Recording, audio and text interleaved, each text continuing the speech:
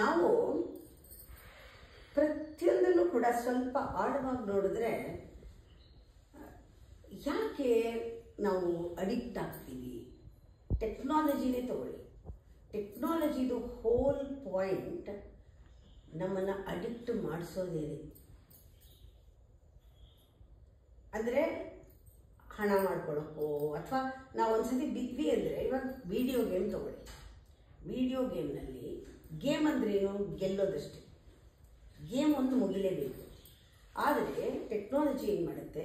ಮುಗಿಯಕ್ಕೆ ಬಿಡಲ್ಲ. ಇದು ಮುಗಿದ್ರೆ, ಇದು ಗೆದ್ದರೆ, ಇದು ಅಕಂಪ್ಲಿಷ್ ಆದರೆ ಇನ್ನೊಂದು ಗೇಮ್ ಇದೆ, ಅದಾದರೆ ಪೂರ್ತಿ ಆದಂಗೆ. ಆ ರೀತಿ ಟೆಂಪ್ಟ್ ಮಾಡೋದು. It's like a gambling. ಲೈಫೇ ಗ್ಯಾಮ್ಲಿಂಗು. ಆ ಗ್ಯಾಮ್ಲಿಂಗ್ನಲ್ಲಿ ಸೇರ್ಕೊಂಡಾಗಲೇ ಮಾಯಿನಲ್ಲಿ ಬಿದ್ದಂಗೆ ಎಲ್ಲನೂ ಕಂಪ್ಲೀಟಾಗಿ.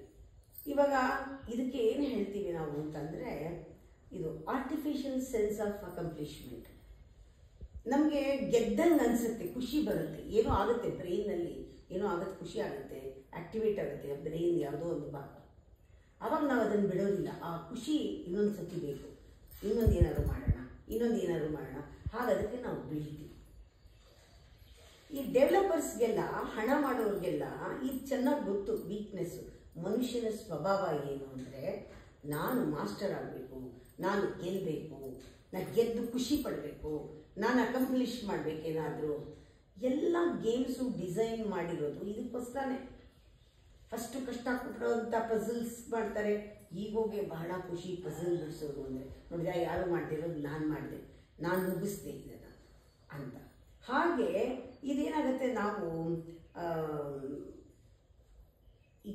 ಡಿಫಿಕಲ್ಟಿ ಕ್ರಿಯೇಟ್ ಮಾಡೋದು, ಅವರು ತೊಡಕುಗಳನ್ನ ಕ್ರಿಯೇಟ್ ಮಾಡೋದು ಕೂಡ ಆರ್ಟಿಫಿಷಿಯಲ್ ಸೆನ್ಸ್ ಆಫ್ ಒಂದು ಡಿಫಿಕಲ್ಟಿ ಕ್ರಿಯೇಟ್ ಮಾಡೋದು.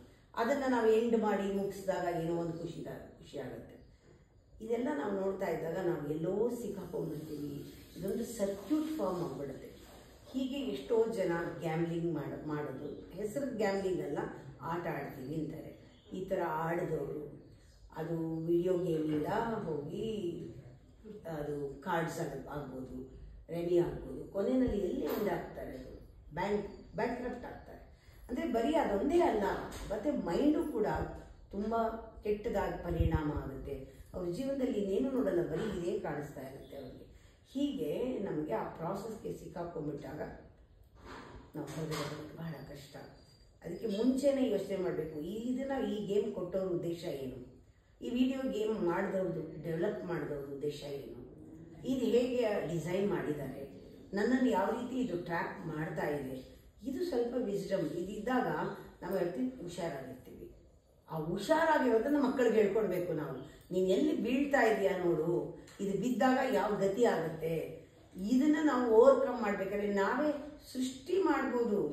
ಆಟನ ನಾವು ಮನೆಯಲ್ಲೇ 4-5 ಜನ ಕೂತಿದ್ದಾಗಲೇ ಒಳ್ಳೊಳ್ಳೆ ಪುಸ್ತಕಗಳನ್ನ ಓದೋದ್ರಿಂದ, ಒಳ್ಳೊಳ್ಳೆ ವಿಷಯಗಳನ್ನು ಡಿಸ್ಕಸ್ ಮಾಡೋದ್ರಿಂದ, ಆ ಥರದ್ದು ಅವರಿಗೆ ಎಂಗೇಜ್ ಆಗೋ ಹಾಗೆ ಅವರ ಬುದ್ಧಿ, ಇಡೀ ಬ್ರೈನ್ ಆಕ್ಟಿವಿಟಿ, ಒಂದು ಪಾರ್ಟ್ ಆಫ್ ದಿ ಬ್ರೈನ್ ಅಲ್ಲ, ಒಂದು ಸರ್ಕ್ಯೂಟ್ ಮಾತ್ರ ಅಲ್ಲ, left and right brain balance ಆಗುವಂಥದ್ದು ನಾವು ಕಂಡುಹಿಡಿದಾಗ ಒಂದು ವಿಸ್ಡಮ್ ಇರೋ ಒಂದು ಮಕ್ಕಳನ್ನ ನಾವು ಕಾಣ್ಬೋದು ಮುಂದೆ.